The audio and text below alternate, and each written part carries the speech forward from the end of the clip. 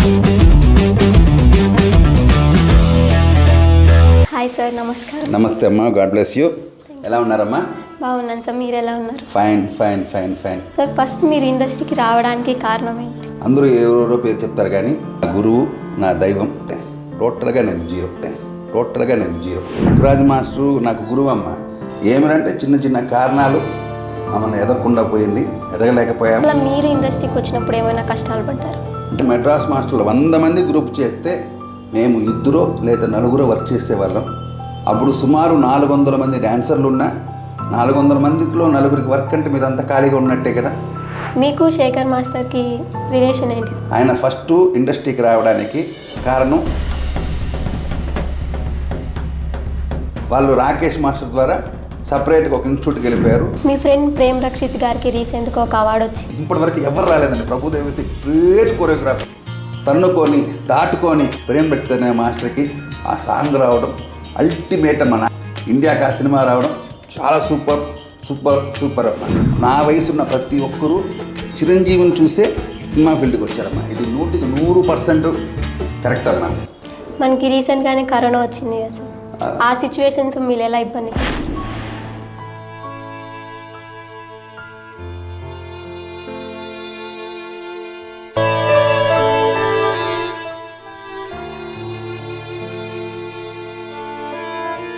నీకు పెళ్లి కావాలంటే రేపు చేస్తా, చెడ్డ పనులు చేయొద్దండి. ఇప్పుడున్న జనరేషన్తో మీరు ఎలా పోటీ పడతారు సార్?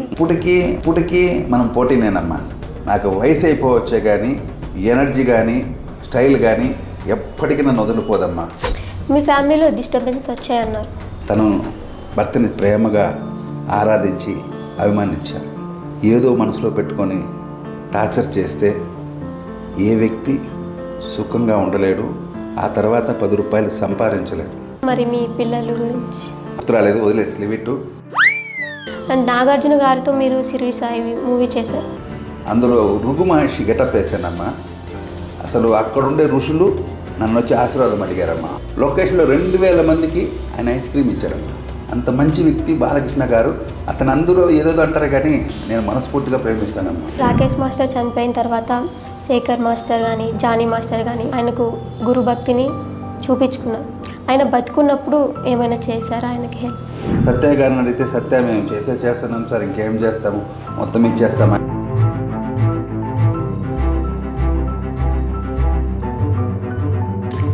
చెడు అలవాటు పడిపోయి అతని లైఫ్ మొత్తం స్పాయిల్ అయిపోయింది. ఆయన ఎదగాలని ఎదుగొచ్చి చాలా గొప్పది. ప్రభుదేవ అంత గొప్పగా మేము అనుకున్నామే కానీ ఆయన అంత ఎదగలేకపోయాడు.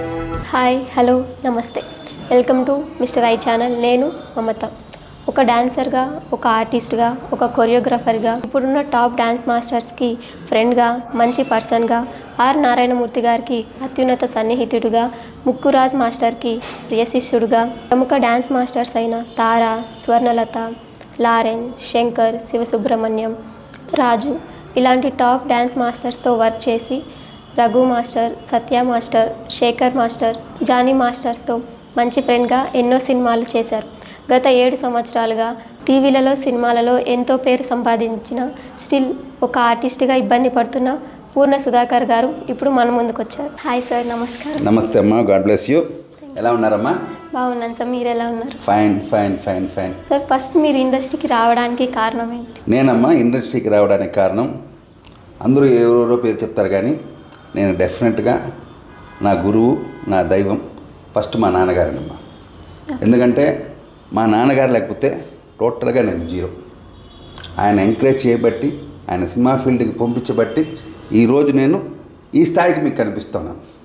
కాబట్టి ముందు ఆయనకి నేను కాళ్ళకి దండం పెట్టుకుంటానమ్మా. చెప్పమ్మా ఇంకేంటి? మీకు ఇండస్ట్రీకి రావడానికి ముఖ్యరాజ్ మాస్టర్ ఇన్స్పిరేషన్ సార్? అవునమ్మా, ముక్కురాజు మాస్టరు నాకు గురువు అమ్మ. నాకు తండ్రి ఎట్నో ఆయన ఇంకో తండ్రి లాంటివాడమ్మా. ఎందుకంటే నేను ఎవరు లేరనమ్మా, నేను ఒక్కనే హైదరాబాద్కి రావడం జరిగింది. నాతో పాటు మా నాన్న శిష్యుడు ఒక అతను హైదరాబాద్కి తీసుకొచ్చారు. తీసుకొచ్చిన తర్వాత ముక్కురాజు గారి దగ్గర నన్ను పరిచయం చేశారమ్మా. ముక్కురాజు గారితో నేను చిన్నప్పుడే 12 సంవత్సరాల వయసులో ఆయన సినిమా కపాల భైరవుడు అనే సినిమాలో నేను నటించడం జరిగింది. ఆయన కొరియోగ్రఫీ చేసిన సాంగ్లో చిన్న బిట్టు నేను చేయడం జరిగింది. అలా అతన్ని నేను ఇంకోసారి గుర్తు చేసి నేను పలానా అనగానే నన్ను బాగా ఆదరించాడు, బాగా అభిమానించాడు. నేను ఆయన చనిపోయేంత వరకు లాస్ట్ మూమెంట్లో నేను అసిస్టెంట్గా వర్క్ చేశానమ్మా. అసిస్టెంట్ అంటే కొరియోగ్రాఫర్గా అసిస్టెంట్గానే నిజంగానే నా తండ్రి కన్నా నేను ఎక్కువ ఆయనకి సేవలు చేసుకున్నానమ్మా.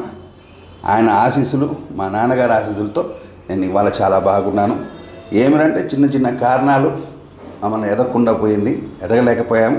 డెఫినెట్గా వాళ్ళు అనుకున్న స్థాయికి అయితే మేము వెళ్తామని మీ ఛానల్ ద్వారా నేను తెలియజేసుకుంటున్నాను. సో ఇండస్ట్రీకి వస్తే చాలా కష్టాలు ఉంటాయి. సో అలా మీరు ఇండస్ట్రీకి వచ్చినప్పుడు ఏమైనా కష్టాలు పడ్డారు? డెఫినెట్గా అమ్మా. అప్పట్లో నేను డాన్సర్గా ఇండస్ట్రీకి ఫస్ట్ పరిచయం ఏర్పడినా, దాని ముందు చిన్న ఆర్టిస్ట్గా ఒక సీరియల్, ఒక సినిమా చేయడం చెన్నైలో జరిగింది. తర్వాత చాలా గ్యాప్ తర్వాత మేము హైదరాబాద్కి వచ్చాము. అప్పుడు 96 అమ్మ. నిజంగానే మెడ్రాస్ మాస్టర్లు 100 మంది గ్రూప్ చేస్తే మేము 2 లేదా 4 వర్క్ చేసేవాళ్ళం. అప్పుడు సుమారు 400 మంది డాన్సర్లు ఉన్నా 400 మందిలో 4కి వర్క్ అంటే మీదంతా ఖాళీగా ఉన్నట్టే కదా. అందులో నేను ఒకడిని ఖాళీగా ఉండే వ్యక్తుల్లో. అయినా రోజు రోజుకి దినాభివృద్ధి, మా టాలెంట్తో మేము కష్టపడి మేము మంచి డాన్సర్లం నిరూపించుకొని డాన్సర్లు అయ్యామమ్మా. మాలో ఎంతోమంది ఇవాళ బెస్ట్ స్థాయికి డాన్స్ మాస్టర్లుగా ఉన్నారు. మా తర్వాత వచ్చిన జనరేషను పాన్ ఇండియా కొరియోగ్రాఫర్గా ఉన్నారు. అది మాకు చాలా గౌరవం. ఎందుకంటే ముక్కురాజు గారు మా యూనియన్ స్థాపించారు. అక్కడ ఇవాళ ఆ స్థాయికి వెళ్ళడం ప్రెస్టేజ్ విషయం. చాలా సంతోషం. మేము ఎంత సంతోషపడుతున్నామంటే దానికి అంతే లేదమ్మా. మీకు శేఖర్ మాస్టర్కి రిలేషన్ ఏంటి సార్? నిజంగా శేఖర్ గారిని నేను గౌరవంగా ఎందుకు సంబోధిస్తున్నానంటే ఆయన నెంబర్ 1 కొరియోగ్రాఫర్. ఆయన ఫస్ట్ ఇండస్ట్రీకి రావడానికి కారణం ముక్కురాజు మాస్టర్. తను ఎవరో అన్నోన్ పర్సన్ వచ్చి ముక్కురాజు గారికి దగ్గర పరిచయం చేస్తే చాలా చిన్న పిల్లవాడు, కానీ డ్యాన్స్ మాత్రం ఉత్తికే ఆరేస్తూ ఉన్నాడు. ఆ రోజుల్లో మాకు చాలా ఆనందమైంది. అలాంటి డాన్సర్ మా యూనియన్కి వస్తే మాకు చాలా పేరు వస్తుంది. ఎందుకంటే డాన్సర్లు మమ్మల్ని మెడ్రాస్లో వాడేది లేదు. ఆయనతో పాటు శేఖరు, సత్య ఒకే రోజు ఇండస్ట్రీకి వచ్చారు, వర్క్ నేర్చుకున్నారమ్మా. ఎందుకో చిన్న చిన్న పొరపాట్లు వాళ్ళు రాకేష్ మాస్టర్ ద్వారా సపరేట్గా ఒక ఇన్స్టిట్యూట్కి వెళ్ళిపోయారు, వర్క్ చేశారు. అతనితో పాటు నేను చాలా సాంగుల గ్రూప్ ఆడాను. ఇంతవరకే నేను చాలా సినిమాల్లో కూడా చెప్పాను. ఒక్క 3 సాంగులు అయితే అల్టిమేట్ గ్రూప్ నేను పక్కన ఆడేవాళ్ళం. కట్ చేసి ఆయన పెద్ద కొరియోగ్రాఫర్ అయిన తర్వాత నా మీద అభిమానంతో నూతిలో కప్పులు అనే సినిమాకి పిలిపించి ఒక సాంగ్ రాజేంద్ర ప్రసాద్ గారితో చేయించారమ్మా. ఆ సాంగ్ నేను చెప్పకూడదు, బ్రహ్మాండమైన కొరియోగ్రఫీ, చాలా బాగా చేశాడు. నాకు బెస్ట్ 10 సాంగ్స్లో అదొక సాంగ్ అంటే అసయోక్తులు కాదు, అంటే అంత గొప్పగా ఉంది ఆ సాంగ్ అమ్మ. అట్లా మా ఇద్దరు ఫ్రెండ్షిప్ ఎక్కడ కనిపించినా డార్లింగ్ అంటాడు, హాయ్ అంటాడు, నమస్తే అంటాడు. ఏదైనా ఆదరాబాదరాలు ఏదైనా ఉంటే మేము సమస్యలు మాట్లాడుకుంటాం, దాన్ని తీర్మానం ఏమో చేసుకుంటాం. అట్లా మంచి వ్యక్తి అమ్మ శేఖరు. ఆయన నిండు నూరేళ్ళు బాగుండాలి, సంతోషంగా ఉండాలి, ఇంకా మంచి స్థాయికి వెళ్ళాలని మనస్ఫూర్తిగా కోరుకుంటున్నాను. Okay sir, that's great. Sir మీరు కొన్ని షార్ట్ ఫిలిమ్స్, టీవీ సీరియల్స్ చేయాల్సి వచ్చింది, ఎందుకు చేయాల్సి వచ్చింది? లేదమ్మా, ఇక్కడ ఇండస్ట్రీలో డ్యాన్సు, యాక్టింగ్ ఒక్కటే సరిపోదమ్మా. ఎందుకంటే మనకు అవి కడుపు నిండదు. కాబట్టి మంచి మిత్రులు ఎవరన్నా ఒక కథ చెప్పి మీరు చేస్తే బాగుంటుందంటే అలాంటివి అవార్డ్ షార్ట్ ఫిల్మ్స్ చాలా చేశానమ్మా. అందులో నా మిత్రుడు అనే వ్యక్తి, కిరణ్ అనే వ్యక్తి, డాడీ ఈజ్ మై గాడ్ ఆ షార్ట్ ఫిల్మ్ చేశాడు. ఫస్ట్ అటెంప్ట్ నా మీదనే చేశాడు, మహా అద్భుతంగా చేశాడు. నాకు చాలా సంతోషం. ఎందుకంటే ఒకరి దగ్గర వర్క్ చేస్తే వాళ్ళ డెడికేషన్ నేను చూస్తాను. ఆ రోజు అనుకున్నాను అతను పెద్ద స్థాయికి వెళ్తాడని. ఆ తర్వాత నా చిన్న సజెషన్ ఒకటి తీసుకున్నాడు, రామ్ గోపాల్ వర్మ దగ్గర మీరు చేరండి, ఎందుకంటే కొత్త ఆలోచన ఉండేవాడు, మంచి డైరెక్టర్ల దగ్గర చేరాలి, అలా చేరితే వాళ్ళ ఫ్యూచర్ బాగుంటుంది. అలా అతను రామ్ గోపాల్ వర్మ గారి దగ్గర చేరారు. అక్కడి నుంచి నాకు ఒకసారి ఫోన్ చేయించారు. కడప వెబ్ సిరీస్, దాని పేరు ఏదో మార్చారు ఈ మధ్య, అందులో నేను చేయడం జరిగింది. డెఫినెట్గా కిరణ్ ప్రోత్సాహము నా షార్ట్ ఫిల్ము, ఆ తర్వాత వెబ్ సిరీస్లో చేయడం జరిగింది. ఆయనకి ఇంకా మంచి స్థాయి రావాలని కోరుకుంటున్నాను. ఓకే సార్, మీ ఫ్రెండ్ ప్రేమ్ రక్షిత్ గారికి రీసెంట్గా ఒక అవార్డు వచ్చింది. అవునమ్మా, కరెక్ట్. మీరు ఎలా ఫీల్ అవుతున్నారు? అయ్యో, అది నాకు వచ్చినంత ఆనందం అమ్మా. ఆస్కార్ అంటే ఆషామాషి కాదు.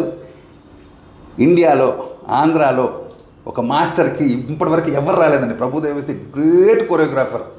అట్లా చాలామంది కొరియోగ్రాఫర్లు తన్నుకొని దాటుకొని ఇవాళ ట్రెండ్కి ప్రేమ్ రక్షిత్ అనే మాస్టర్కి ఆ సాంగ్ రావడం అల్టిమేట్ అమ్మ. నాకు సినిమా గురించి మిగతా ఎంత పెద్ద హీరోలు ఉన్నా, ఎంత పెద్ద డైరెక్టర్ ఉన్నా అవసరం లేదు.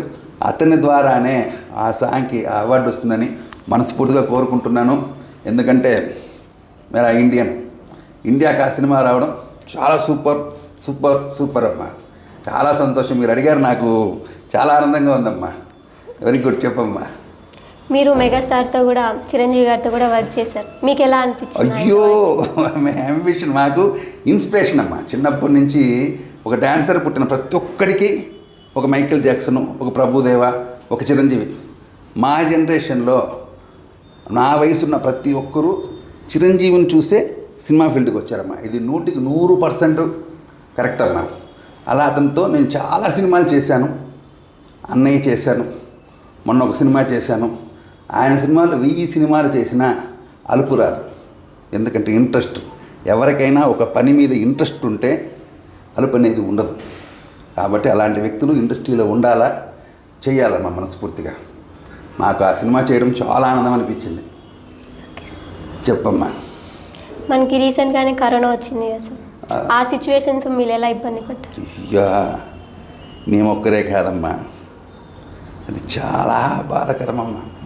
ఎంతోమంది కళాకారులు, అరే నిన్నున్న వ్యక్తి ఇవాళ లేదమ్మా. అసలు చాలా బాధ అంటే బాధమ్మా. ఎంత బాధపడ్డాము. ఎంతమంది అనాథలైపోయారు. భార్య ఉండే వాళ్ళకి పిల్లలు లేరు, పిల్లలు ఉండే వాళ్ళకు అమ్మ లేరు, నాన్న లేరు. చాలా కష్టమైపోయిందమ్మా. దానికన్నా నాకు పెద్ద సాడ్ ఏమిరా అంటే, మా నాన్నని అమ్మని అప్పుడు బతికించుకున్నానమ్మా. మా నాన్నకి హెల్త్ బాగాలేక, ఆయనకి క్యాన్సర్ వచ్చింది. దాన్ని కూడా అతన్ని జయించే మాదిరి నేను ఇండస్ట్రీ వదిలి ఒక 1.5 year ఫీల్డ్ వదిలి వెళ్ళిపోయానమ్మా. వెళ్ళిపోయి అతన్ని బతికించుకున్నాము, బాగా చేసుకున్నాము. ఆ తర్వాత కరోనా వచ్చింది. ఎవరిని ఇంటి నుంచి బయట పంపించకుండా నేను చిత్తూరు వెళ్ళిపోయాను, మా సొంతూరు, అమ్మ నాన్న దగ్గరికి. ఎందుకంటే వాళ్ళకి ఎవరు లేరు. ఒక అతను కళ్ళు కనిపించింది మా అన్నయ్యకి. ఇంకా అమ్మకు నాన్నకు వయసు అయిపోయింది. చాలా కాపాడుకుంటూ వచ్చామమ్మా. ఒకరోజు సడన్గా ఏమైందంటే, December 15 మా నాన్నగారు చనిపోయారమ్మా. అసలు నా జీవితంలో నాకు గురువు, తండ్రి, ఎక్సెట్రా అమ్మా. ఆయన చనిపోయింది అయితే ఇంకా కూడా నాకు సెట్ కాలేదమ్మా. So I'm very bad. మా నాన్న ఉంటే బాగుండేది. తెలుస్తుంది సార్ ఆయన అంటే మీకు ఎంత ఏంటి అని చెప్పేసి. ఆయన నాకు వాళ్ళతో పాటు నటన, డ్యాన్సు, ఫైట్స్, ఈ సినిమా ఫీల్డ్లో ఏమి కావాలంటే అది నేర్పించాడమ్మా. మా నాన్న దగ్గర గొప్ప సుఖం ఏమిరా అంటే, మీరు జాగ్రత్తగా ఉండండి, నీకు పెళ్ళి కావాలంటే రేపు చేస్తా, చెడ్డ పనులు చేయొద్దండి, ప్రతి బిడ్డ మనకు అక్కా చెల్లెళ్ళు, అమ్మతో సమానము, తప్పుడు చేయవద్దు, తప్పు చేస్తే నీ జీవితం నిన్నే చుట్టేస్తుంది, అతి భయంకరమైన వ్యాధి వెనకుంది, చూడు, చదువుకో, నీ జీవితాన్ని నువ్వు చూసుకో అని నన్ను మోటివేట్ చేసిన వ్యక్తి అమ్మ. కళ కోసమే పో, కళలో నేను సాధించలేని నువ్వు సాధించు అని చెప్పాడమ్మా ఆయన. సారీ, ఓకే అండి, నెక్స్ట్. ఓకే సార్, చాలా ఎమోషనల్ అయిపోయారు మీరు డాడీ పేరు చెప్పారు. అవునమ్మా, డాడీ కదమ్మా. మీకు నాన్నగారికి చాలా మంచి చాలా బాండింగ్ అమ్మా. నన్ను అసలు స్పోర్ట్స్ మ్యాన్ చేశాడు, యాక్టింగ్ చేశాడు, ఇంకోటి చేశాడు, చాలా చాలా ఎంకరేజ్ చేశాడమ్మా. నాన్న అంటే ఎవరికి నాన్నే కదమ్మా. సార్, తమిళ్ హీరోస్తో మీకు చాలా క్లోజ్ ఉన్నారంట. చాలామందితో చేశానమ్మా. అజిత్ గారు అయితే నన్ను చాలా ఎంకరేజ్ చేసేవాడు. అసలు అన్నయ్య ఏంటి నీకు ఈ వయసులో ఇంత ఇదా, చాలా గ్రేస్ఫుల్గా డ్యాన్స్ ఆడుతున్నారు, మీరు బ్యూటిఫుల్ అన్నయ్య, అంటే ఒకరోజు మీరు కొడతారని నన్ను బాగా ఎంకరేజ్ చేశాడమ్మా. అలా ఆయన కానివ్వండి, ఇంకా తమిళ్లో వెంటనే గుర్తు రాలేదు కానీ చాలామంది ఆర్టిస్టులతో తమిళ్లో చేశానమ్మా. మన రాధిక వాళ్ళ ఇంటైన శరత్ గారితో కానివ్వండి, ఈయనతో కానివ్వండి, ఇంకా పేర్లు వెంటనే గుర్తు రాలేదు కానీ ఒక 6-7 మందితో అయితే నాకు మంచి బౌండింగ్ ఉందమ్మా. ఇప్పుడు రాజేంద్రన్ అని గుండుకు నాడా నల్లా తిరిగా అంటాడు, ఆయనతోనూ వాళ్ళంతా వర్క్ చేశానమ్మా. చాలా మంచి వ్యక్తులు. సినిమా ఒకరోజు డెఫినెట్గా ఆదరిస్తుంది, నన్నే కదా అందరిని ఆదరిస్తుందమ్మా. చెప్పండి, నచ్చిన హీరోస్ సార్? నచ్చినంటే డ్యాన్స్ పరంగా చిరంజీవి, కమల్ హాసన్ గారు, యాక్టింగ్ పరంగా అల్టిమేట్ కమల్ హాసన్ గారు, ఇప్పుడు విక్రమ్ గారు, మన సత్యరాజ్ గారు, తెలుగులో రాజేంద్ర ప్రసాద్ గారు, ఎస్వి రంగారావు గారు, ఇట్లా చెప్పుకుంటా పోతే లాట్ ఆఫ్ అండి. ఎందుకంటే మనకి ఇన్స్పిరేషన్, మనం ఒక్కొక్క క్యారెక్టర్కి ఒక్కొక్కరిని మోడల్గా తీసుకుంటాం. వాళ్ళు మన పరాకాయ ప్రవేశం చేస్తేనే అది మనం చేయగలం. ఒక్కటని కాదు, మనకి ఏ క్యారెక్టర్ వస్తే ఆ క్యారెక్టర్ పరంగా వాళ్ళని ఆహ్వానించుకొని నేను చేస్తానమ్మా. ఇప్పుడున్న జనరేషన్తో మీరు ఎలా పోటీ పడతారు సార్? అప్కమింగ్ వాళ్ళకి మీరు ఎలా ఏం చెప్తారు? ఎప్పటికీ మనం పోటీనేనమ్మా. కళాకారుడిగా ఇండస్ట్రీకి వచ్చిన తర్వాత ఎవ్రీడే ఈజ్ ఫ్రెష్ డే. నాకు వయసు అయిపోవచ్చే కానీ ఎనర్జీ కానీ స్టైల్ కానీ ఎప్పటికీ నన్ను వదిలిపోదమ్మా. ఆర్ట్ ఒక్కసారి నేర్చుకుంటే సచ్చేంతవరకు సచ్చిన తర్వాత పోతుంది, అంతేగాని అంతవరకు మనతోనే ఉంటుందని గట్టి నమ్మకంతో ఉన్నానమ్మా. థ్యాంక్ యూ సో మచ్ అమ్మా. తెలుస్తుంది సార్ మీరు చాలా కష్టపడుతున్నారు. డెఫినెట్లీ థ్యాంక్ యూ అమ్మా. నేను ఈరోజు కష్టం కాదు, నేను ఇండస్ట్రీకి సీరియల్ చేసేటప్పుడు కానీ సినిమా చేసేటప్పుడు మనం చేయాల్సిందే ఒకటే, కరెక్ట్గా చేయడం. దానికోసమే ఎవ్రీడే ప్రతి ఆర్టిస్ట్కి పంచువాలిటీ లేదమ్మా.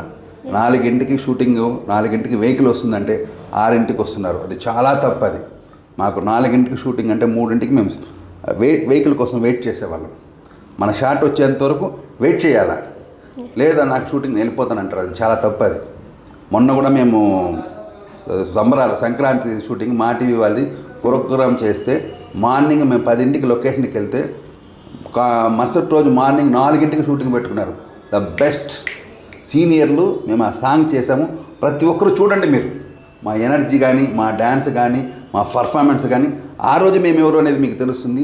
డెఫినెట్గా చెప్తున్నాను, ప్రతి ఒక్క ప్రేక్షకుడికి వెయిట్ చేయండి, గోల్ కొట్టండి. సో మీరు ఇండస్ట్రీకి వచ్చి చాలా సంవత్సరాలైంది. సో మీరు అనుకున్న గుర్తింపు వచ్చింది అనుకుంటున్నారు? నిజంగానే ఇండస్ట్రీకి వచ్చి 2 ఇయర్స్ తక్కువ, 30 ఇయర్స్ కానీ 30 ఇయర్స్ కానీ గుర్తింపు అంటే నాకు మాత్రం సంతృప్తి లేదండి. ఎందుకంటే నేను ఇంకా బాగా ఎదగాలనే ఆవేశంతో ఉన్నవాడిని. ఎందుకో నా బ్యాడ్ టైమో లేకపోతే నా తలరాతో తెలియదు కానీ సినిమా ఫీల్డ్ అన్నిటికీ నమ్మాలా. నా కష్టమైతే డెఫినెట్గా ఎవ్రీడే కష్టపడతానే ఉన్నాను. నాకు ఫుల్ ఆత్మవిశ్వాసం ఉందమ్మా. నేను ఒకరోజు నెంబర్ 1 అవుతానని, నెంబర్ 1 అయ్యి మీకు చూపిస్తాను. అంతే అమ్మా. నేను కూడా కోరుకుంటున్నాను సార్ మీరు నెంబర్ 1 అవ్వాలి. థ్యాంక్ యూ అమ్మా, once again thank you. Sir ఇప్పుడున్న జనరేషన్తో మీరు ఎలా పోటీ పడతారు? అండ్ ఇంకొక పర్సనల్ క్వశ్చన్ సార్, మిమ్మల్ని అడగచ్చో లేదో అడగమ్మా. నేను ఎంక్వైరీ చేశాను.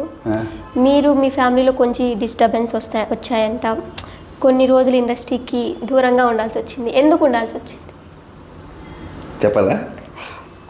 చెప్పండి. ఫస్ట్ దానికి, రెండో దానికి, రెండింటికి చెప్పండి సార్. రెండింటికి చెప్పాలా? గుడ్. ఇంతకుముందు కూడా చెప్పానమ్మా, వయసు అయిపోయిందని మాత్రమే మీకు తెలుస్తుంది.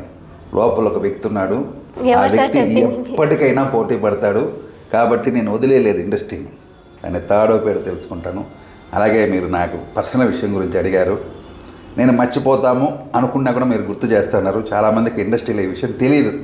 ఎందుకంటే బాగా ఉన్నాడు మనిషి, సంతోషంగా ఉంటే అన్నీ బాగుంటుందని. నేను నిజ జీవితంలో నటిస్తూ ఉన్నానమ్మా, నిజంగానే నటిస్తాను. నాకైతే చాలా పెయిన్స్ ఉంది ఫ్యామిలీ వల్ల. ఎంత పెయిన్ అంటే నేను చెప్పలేను. ఎందుకంటే చాలా వర్క్ కూడా వదులుకొని వెళ్ళిన రోజులు ఉందండి.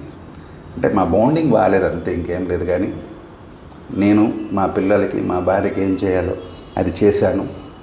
వాళ్ళకి చేయాల్సిందంతా చేశాను. నేను వచ్చా ఎందుకంటే మా నాన్న అంబిషన్ నేను నెంబర్ 1 అవ్వాలని. అలాగే మా గురువు గారు, నా స్నేహితులు, నా శిష్యులందరూ కోరుకున్నారు పూర్ణ ఒకరోజు నెంబర్ 1 కావాలని. వాళ్ళ కోసమే ఈరోజు నేను బతుకున్నానమ్మా.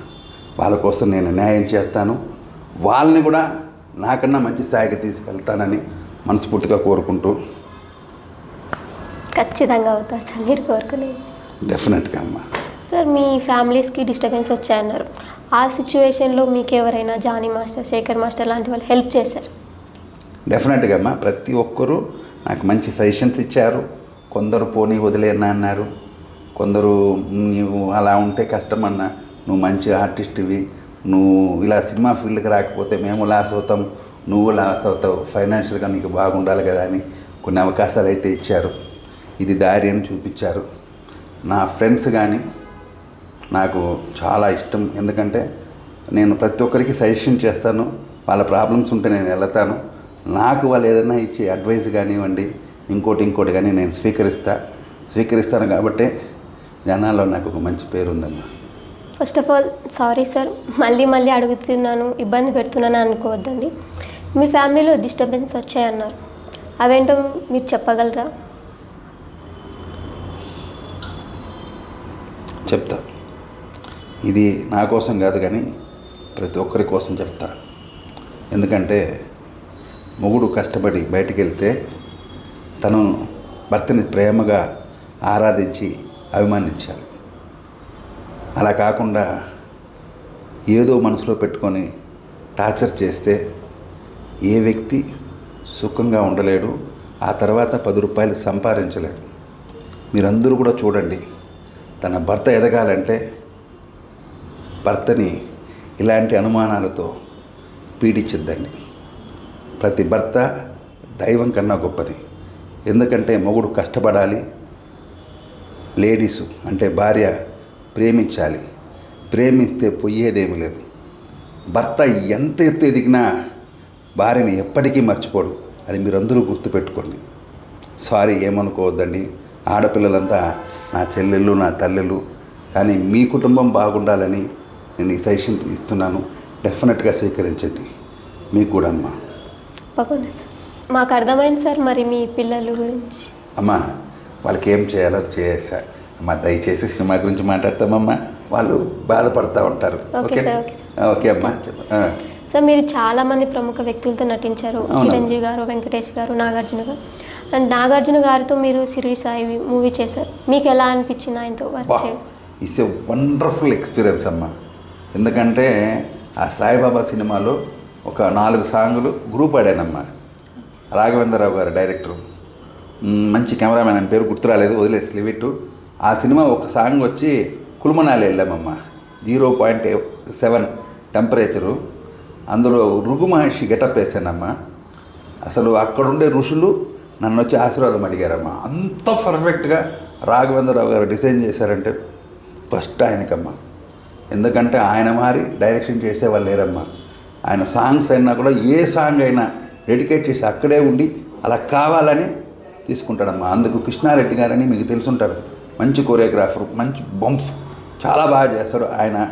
అలాంటి సాంగ్ చేస్తాడు నేనే అనుకోలేదు. డివోషనల్ కదా సాంగ్, అది అద్భుతంగా చేస్తాడు. అందులో అన్ని సాంగ్స్ మోర్ దెన్ ఆయనే చేశాడు.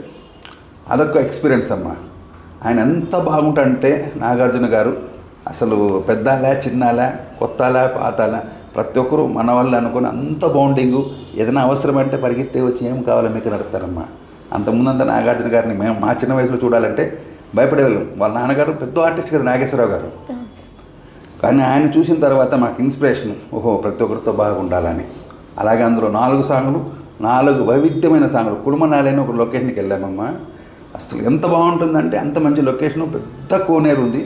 అందులో మీరందరూ ఆశ్చర్యపడతారు, ప్రతి ఒక్కరు ఆ కోనేరుకి వెళ్ళాలా. అందులో ఒక 200-300 నీళ్ళ పాములు ఉందమ్మా. కోనేరు లోపల మళ్ళీ ఇంకొక కోనేరు ఉంది. అదొక స్వీట్ ఎక్స్పీరియన్స్. అలా ఆయన గురించి కానీ, వెంకటేష్ బాబు గురించి కానీ, అసలు వెంకటేష్ బాబు ఒక అల్టిమేట్ యాక్టర్ అండి. ఆయన టైం టు టైం కరెక్ట్ లొకేషన్కి వస్తారు. అతనిది నేను ఒక సినిమా చెప్తాను, ఎందుకంటే అన్ని సినిమాలు మనం చెప్పలేము. ఒక అవార్డు సినిమా, అది భానుప్రియ గారు కూడా ఉంటారు, డ్యూయల్ రోల్, జయం మనదేరా. చిన్ని చిన్ని ఆశలకు చిందులేయనా ఊరువాడా ఉత్తరవే జాతర. అందులో అతను 2 షేడ్స్ క్యారెక్టర్ అద్భుతంగా చేశాడు. మా క్యారెక్టర్ సాంగ్లో అలాగే ఉంటాడు, ఇంకో సాంగ్లో ఇంకో షేడ్ ఉంటుంది. అట్లా వెంకటేషు, ఇట్లా నాగార్జును, ఇటు చిరంజీవి, బాలకృష్ణ గారితో చేస్తే మాత్రం ఆ స్టైలు, ఆ ఎంజాయ్, ఆ ఎనర్జీ. మేము ఒక సినిమా చేసామమ్మా, బాలకృష్ణ గారిది ఇడ్లీలో బీరే పోసి అనే సాంగ్. ఆ సినిమా వచ్చి తమిళ్లో చేస్తారు, తెలుగులో కూడా ఉంది. ఆ సాంగ్ అద్భుతం, ఫుల్ ఎంజాయ్ అండి. అతనికి నాకు చిన్న బాండింగ్ ఏమిటంటే, అతనికి తమిళ్ వచ్చు కానీ కొన్ని అర్థాలు తెలియదు. అతను మెడ్రాస్ వాళ్ళని ఆవును తమిళ్ ఏమంటారు బాబా భాస్కర్ ఇప్పుడు కొరియోగ్రాఫరు, అప్పుడు డ్యాన్సర్గా ఉన్నారు, దినేష్ మాస్టర్ గారి సాంగ్ అంటే ఎవరు చెప్పలేరు, ఎందుకంటే వాళ్ళకి తెలుగు రాదు కాబట్టి. అక్కడ తెలుగు తమిళ్ వచ్చిన ఒకే ఒక వ్యక్తి నేనే. అప్పుడు ఆవుని తమిళ్లో మాడు, పసుమాడు అంటారు, అప్పుడు నీదా మాడ కూడా అన్నాడు. అక్కడి నుంచి ఆయన ఎంత ఎంజాయ్ చేస్తాడంటే, అలా ఉంటే ఏంటి అలా ఉన్నావు నువ్వు, రా ఏం కావాలా అంటే ఐస్ క్రీమ్ తింటాం సార్ అంటే, లొకేషన్లో 2000 మందికి ఆయన ఐస్ క్రీమ్ ఇచ్చాడమ్మా. ఆయన ఏదో ఒక ఐటెం తింటా ఉన్నాడు, చూస్తూ ఉన్నాను నేను, రారా తమ్ముడు తింటుంటే లేదు సార్ అంటే, లొకేషన్ అందరికీ ఆ ఫుడ్, ఆయన ఏం ఫుడ్ తీసుకున్నాడో ఈచ్ వాటర్ బాయ్తో సహా ఫుడ్ ఇప్పించాడమ్మా. అంత మంచి వ్యక్తి బాలకృష్ణ గారు. అతను అందరూ ఏదేదో అంటారు కానీ నేను మనస్ఫూర్తిగా ప్రేమిస్తానమ్మా. మంచి వ్యక్తి, ప్రతి టెక్నీషియన్కి ప్రతి డాన్సర్కి 1000 రూపాయలు నా చేతులు ఇచ్చి పంపించాడు. కవర్లో వేసి పేర్లు అడిగాడు. ఫస్ట్ ఏదో పేర్లు అడతారులే అని వచ్చిన వాళ్ళు మెడ్రాసు, హైదరాబాద్, మాస్టర్స్, అసిస్టెంట్ అందరూ పేర్లు ఇస్తే అందరికి అన్ని కవర్లు పెట్టి మాడే రారా అని ఇచ్చినాడమ్మా. అంటే అంత మంచి వ్యక్తులు ఇండస్ట్రీలో చాలామంది ఉన్నారమ్మా. బాలకృష్ణ కానీ, నాగార్జున కానీ, వెంకటేష్ కానీ, చిరంజీవి కానీ, అసలు ఒక్కొక్కరికి ఒక్కొక్క చరిత్ర ఉంటుందమ్మా. కాబట్టి ఇండస్ట్రీలో వాళ్ళు అంత బాగున్నారు. వాళ్ళ అనుభవాలు మనం తీసుకోవాలా. వాళ్ళు ఏదైనా తప్పులు చేస్తే డెఫినెట్గా మనం అది వదిలేవాళ్ళమ్మా. ఎందుకంటే ఆ రోజు మనం బాధపడ్డాం కదా, రేపు ఇంకోరు బాధపడితే తప్పు కదా అది. కాబట్టి మనం చేయకూడదు. వీలైతే సినిమాని బతికిస్తాం, మనం బతుకుతాం. సార్, మీరు ఒక డాన్సర్గా ఇండస్ట్రీకి వచ్చారు, చాలామందితో వర్క్ చేశారు. ఇప్పుడు వచ్చే వాళ్ళకి మీరేం సలహా ఇస్తారు? అవునమ్మా, ఎందుకంటే డాన్సరు 24 క్రాఫ్ట్లో మెయిన్ క్రాఫ్ట్ అమ్మా. అది సినిమా కలర్ఫుల్ ఏదైనా ఉంది అంటే అది డాన్సే. ఎనర్జీ ఆడియన్స్ చూసే వాళ్ళకి ఫైట్ ఎంతనో డ్యాన్స్ అంత గొప్పది. కానీ వాళ్ళ లైఫ్ స్పాన్ చాలా చిన్నదమ్మా. ఎందుకంటే ఎక్కువ సంవత్సరాలు డ్యాన్స్ ఆడలేరు. 40 ఇయర్స్కి క్యారెక్టర్ అయిపోతుందమ్మా. అంత లోపల కూడా ఆరోగ్యం జాగ్రత్తగా పెట్టుకోవాలి. Character is most important. ఏదో సాంగ్ అయిపోయింది పోయి గీతామంటే కుదరదమ్మా. వాడు ఆరోగ్యంగా ఉండాలి, సంపాదించుకోవాలి. అలా క్యారెక్టర్లు లేక ఇలాంటి మందు అలవాట్లు పడిపోయి చాలామంది మధ్యలోనే డిస్టర్బ్ అయ్యి, ఉదాహరణకి రాకేష్ మాస్టర్ లాంటి వాళ్ళు చెడు అలవాట్లకు అలవాటు పడిపోయి అతని లైఫ్ మొత్తం స్పాయిల్ అయిపోయింది. ఆయన ఎదగాలని ఎదుగొచ్చి చాలా గొప్పది. ప్రభుదేవ అంత గొప్పగా మేము అనుకున్నామే కానీ ఆయన అంత ఎదగలేకపోయాడు. కాబట్టి మీరెవరు ఆ తప్పు చేయొద్దండి. మీరందరూ మంచి మాస్టర్స్ కావండి, చెడు అలవాట్లకు దూరంగా ఉండండి, పంచువాలిటీ మీరు మెయింటైన్ చేయండి. రాకేష్ మాస్టర్ చనిపోయిన తర్వాత శేఖర్ మాస్టర్ కానీ, జానీ మాస్టర్ కానీ, సత్య మాస్టర్ కానీ వచ్చి ఆయన దగ్గర ఆయనకు గురు భక్తిని చూపించుకున్నాం. ఆయన బతుకున్నప్పుడు ఏమైనా చేశారా ఆయనకి హెల్ప్? ఎవరైనా చనిపోయిన తర్వాతే వాళ్ళ విలువలు తెలిసి ఉంటుంది. ఆయన బతుకున్నప్పుడు ఆయనకి చేశారో లేదో వాళ్ళ ఆత్మకు తెలుస్తుంది. ఎందుకంటే ఇండస్ట్రీలో ఎదిగిన వాడు మాత్రమే సహాయం చేయగలడు, లేనివాడు ఏం చేయలేడు. కనుక మీరు అర్థం చేసుకోలేమంటే అప్పటికి శేఖర్ ఎదిగాడు. అతను చేస్తామన్నా కూడా అతను ఏదేదో మాట్లాడినాడని నేను టీవీ ఛానల్ ద్వారా చూశాను, కానీ నేరుగా అయితే నాకు తెలియదు. ఎందుకంటే అక్కడికి మా ఏజ్ అయిపోయి మేము సపరేట్గా ఎవరి ఫ్యామిలీలు వాళ్ళు ఉన్నాం. అతను చేసినప్పుడు అంతా అతను ఏదో ఒక మాట అంటాడని అతను భయపడి అతను రాలేదండి. సత్య గారిని అడిగితే సత్య మేము చేస్తున్నాం సార్, ఇంకేం చేస్తాము, మొత్తం ఇచ్చేస్తాము, ఆయన ఇస్తే మొత్తం తాగేస్తాడు, నాశనం చేసుకుంటాడు, ఏదో ఒక రూపంలో మేము ఎప్పుడో ఒక హెల్ప్ చేస్తాం సార్ అన్నారు. అట్లా ప్రతి ఒక్కరు ఆయన ఈ దగ్గర నమ్ముకున్న ప్రతి స్టూడెంట్ని నాకు తెలిసిన వ్యక్తులే. మీకు తెలిసింది ఒక 3 పేర్లే, కానీ నేను 300 పేర్లు చెప్పగలను. నిజంగా కూడా రఘు కానీ, గణేష్ కానీ వాళ్ళంతా అతని దగ్గర వర్క్ చేస్తుండొచ్చు, కానీ శిష్యరకం అయితే పొందలేదు. ఆయన దగ్గర వచ్చి వర్క్ నేర్చుకోలేదు. ఎందుకంటే మేము 96లో వచ్చినప్పుడు రఘు లేడు, సాగర్ లేడు, జానీ లేడు, ఎవరు లేరు. నా తర్వాత వచ్చింది సత్య, శేఖరు, మైకిల్ రాజు, శివ అని ఒక అబ్బాయి, వీళ్ళందరూ అతని శిష్యులు. అలా చెప్పుకుంటే 300 మంది ఉంటారు. వాళ్ళందరూ వాళ్ళ చేతనైన సహాయం చేశారు. మొత్తం చేయగలరమ్మా? డెఫినెట్గా చేయలేరండి. ఎందుకంటే తలకు మించిన భారం ఎవ్వడూ తీసుకోడు కాబట్టి అలా జరగలేదు. కానీ రాకేష్ గారు కానీ కరెక్ట్గా ఉంటే మేమేమిందమ్మా సహాయం చేసేది. ఎందుకంటే డెఫినెట్గా మనిషి లోపల ఒక ఈగో ఉంటుందమ్మా. ఆ ఈగో మనం కానీ సాటిస్ఫాక్షన్ కాకపోతే అలా అయిపోతారు. శిష్యుడు ఎదిగినంటే ఎదగని తప్పేముంది? నా శిష్యులు ఎవరినైనా ఎదిగితే ఫస్ట్ నేను ఆనందపడతానమ్మా. ఎందుకంటే నేను తండ్రి స్థానంలో ఉండేవాడిని. వాళ్ళు మన దగ్గర విద్య నేర్చుకొని వాళ్ళు ట్రూ చేసినారంటే మనకే కదా క్రెడిట్ వస్తుంది. డబ్బు ఇవ్వకపోవచ్చమ్మా, తృప్తి. మనకు డబ్బు లేదా, మనం సంపాదించుకోలేదా? ఎంత సంపాదించుకుంటారమ్మా? పోయిన తర్వాత ఏముంటుంది మనకు? అంత గొంతులు ఓడతారు, అంత పొడుస్తారు, లేదంటే కాల్ చేస్తారు. దీనికి ఇంత తప్పతవ్వగలు ఎందుకమ్మా? మనకు అవసరం లేదు అది. కాబట్టి సంతోషంగా ఉండాలి, సంతృప్తి, వచ్చిన పనిని సాటిస్ఫై చేయాలి. నాకు చాలా క్యారెక్టర్లు చేయాలని ఉందమ్మా, నాకు అవకాశం రాలా, వస్తే డెఫినెట్గా చేస్తా. అంత మాత్రం ఇండస్ట్రీని తిడతానా నేను ఎప్పుడు సబ్స్టిట్యూటే. ఒక అతను మెయిన్ హీరో రాలేదు, మెయిన్ ఆర్టిస్ట్ రాలేదంటే అప్పుడు నన్ను పిలుస్తారు. అప్పుడు మనం ప్రూవ్ చేసుకోవాలా. ఎవరికైనా అట్నే అవకాశాలు వచ్చింది. రాకేష్ మాస్టర్ కూడా అలాగే వచ్చింది. పెద్ద డాన్స్ మాస్టర్ లారెన్స్, రాజుకు డేట్స్ లేకపోతే రాకేష్ మాస్టర్కి వచ్చింది. Rakesh master count down follow అయిపోయిన డౌన్ అయిపోయిన తర్వాత శేఖర్ పికప్ అయినాడు. ఆయనకి డీ ప్లాట్ఫామ్ లేకపోతే సినిమాలు లేదమ్మా. మాకు తెలుసు కదా, తెలుగు ఇండస్ట్రీలో చాలామంది డ్యాన్స్ మాటలకు మంచి పేరు వచ్చింది. ఇదే కాదు, సినిమాలు ఇప్పుడు జబర్దస్త్లో నుంచి పైకి వచ్చిన వాళ్ళు లేరు, గబ్బర్ సింగ్ బ్యాచ్లో నుంచి పైకి వచ్చిన వాళ్ళు లేరు. వాళ్ళు నిలబెట్టుకోవాలి స్థాయిని. ఎప్పుడు కానీ బడాయికి పోకూడదు. మనం ఎంతో మనం ఏం సాధించాలి, మన గోల్ మర్చిపోతే ఇండస్ట్రీకి ఎందుకమ్మా వచ్చేది?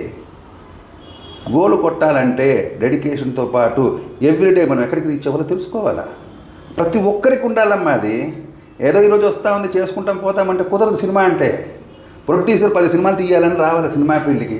ఒకే సినిమా తినకపోకూడదు. డైరెక్టర్ నేను 50 సినిమాలు చేయాలని ఒక టాస్క్ పెట్టుకొని రావాలా. ఆర్టిస్ట్ నేను మంచి సినిమా చేయాలని రావాలి ఇండస్ట్రీకి. లేకపోతే ఎట్ట కుదురుతుంది? యాంకర్స్ ఇలాంటి యాంకర్స్ ఉదయభాను ఏ స్థాయి నుంచి నారాయణమూర్తి గారి సినిమాలో నుంచి ఈరోజు నెంబర్ 1 స్థాయికి వెళ్ళి పిల్లలు కట్టిన తర్వాత మళ్ళీ ఫీల్డ్కి సెకండ్ ఇన్నింగ్ ఆడడానికి వచ్చింది. సుమా గారు ఎక్కడి నుంచి వచ్చారు, ఝాన్సీ గారు ఎక్కడి నుంచి వచ్చారు. మిమ్మల్ని తీసుకుంటే ఉదాహరణకి యాంకర్స్ని వాళ్ళు ఒక స్థాయికి వెళ్ళాలనుకోవాలి. వచ్చినాము చేసినాము పోతామంటే కుదరదు. ఇండస్ట్రీ ఎవ్రీడే ఫ్రెష్గా ఉండాలి, ఫైటింగ్ ఉండాలి, కసి ఉండాలి. కసి ఉంటే మనం పైకి వస్తాం. లేకపోతే ఎవరి వల్ల కాదు. ఎంత టాలెంట్ ఉన్నా, ఎంత ఫేట్ ఉన్నా, మన స్కిల్ లేకపోతే పైకి ఎదగరు. నేను వాళ్ళ పేర్లు చెప్పని మీకు తెలుసుంటుంది. ఇండస్ట్రీలో పెద్ద పెద్ద స్థాయిలో ఉండే హీరోలు వాళ్ళ కొడుకులు ఎందుకు పనికి రాకుండా పోయినారు? ఏమీ లేని వ్యక్తులు. కిరణ్ అబ్బవరం లాంటి వాళ్ళకి ఇండస్ట్రీలో ఎవరున్నారండి? ఈరోజు మంచి సినిమాలు తీయలేదా? ఎంత కసి ఉండాలండి ఇండస్ట్రీకి రావాలంటే, కష్టపడాలి మనం. రామ్ గోపాల్ వర్మ వెనక ఎవరున్నారండి? ఆయన ఒక ట్రెండ్ సృష్టించలా. చిరంజీవి గారికి ఎవరున్నారండి ఇండస్ట్రీలో? ఎవరు లేరు. ఆయన కష్టపడ్డాడు, నెంబర్ 1 స్థాయికి వెళ్ళాడు. మనం కూడా అలాగే ఉండాలి. నా ఛానల్ చూసిన వాళ్ళు, మీ ఛానల్ చూసిన వాళ్ళు, నా ఇంటర్వ్యూ చూసిన వాళ్ళు ప్రతి ఒక్కరికి కసి పెరగాల. కెమెరామెన్ నెంబర్ 1 కెమెరామెన్ అవ్వాలి. ఆర్టిస్టు, జూనియర్ ఆర్టిస్టు, పెద్ద ఆర్టిస్టు, క్యారెక్టర్ ఆర్టిస్ట్ అయి చనిపోతే వాళ్ళ ఇంట్లో వాళ్ళ ఆత్మ తృప్తి పడుతుంది. మనకు తృప్తి ఉంటుంది మనిషికి. అదేనమ్మా నేను చెప్పొచ్చేది. మీరు అన్ని అపోహలు మర్చిపోండి. రాకే విషయం గురించి 196 మాట్లాడచ్చు. ఎవరి కష్టం ఏమి మీకు తెలుసు. కాబట్టి ఇంకేదైనా కొత్త విషయాలు మాట్లాడతామమ్మా. మీకు ఇంత సీనియారిటీ వచ్చింది, ఇంత పెద్ద సర్కిల్ ఉంది కదా, మీకు ఒక డైరెక్టర్ గారు వచ్చి రావు రమేష్ గారు కానీ ప్రకాష్ రాజు గారు అలాంటి వారి క్యారెక్టర్ ఇస్తే మీరు చేయగలరా? ఎందుకు చేయనమ్మా, డెఫినెట్గా చేస్తాను. నేను వచ్చిందే ఇండస్ట్రీకి, అందుకని నేను ప్రూవ్ చేసుకున్నానమ్మా. నా చాలా సినిమాలు, సీరియల్స్, కెరటాలని ఒక సీరియల్ మీరు చూడండి. నేను ఆర్టిస్ట్గా పనికొస్తానో లేదు మీకు తెలుస్తుంది. రావులమ్మ అనే ఒక సీరియల్ చూడండి. నాకు సినిమాలో ఛాన్స్ ఇవ్వలేదనే కొన్ని రోజుల పాటు నేను సీరియల్లో చేయడం జరిగింది. మూర్తబలం అనే సినిమా సీరియల్లోకి మీరు చూస్తే మీకు తెలుస్తుంది నా గురించి. ఒక పెద్ద ఆర్టిస్టు డైలాగ్ చెప్పకపోతే ఆన్ స్పాట్ నేను ఆ డైలాగ్ చెప్పి డైరెక్టర్ని, సెట్లో ఉండే వాళ్ళని ప్రతి ఒక్కరిని సాటిస్ఫై చేశాను. యాక్చువల్గా అల్లరి అనే ఒక సీరియల్, 1 డే సీరియల్ అది.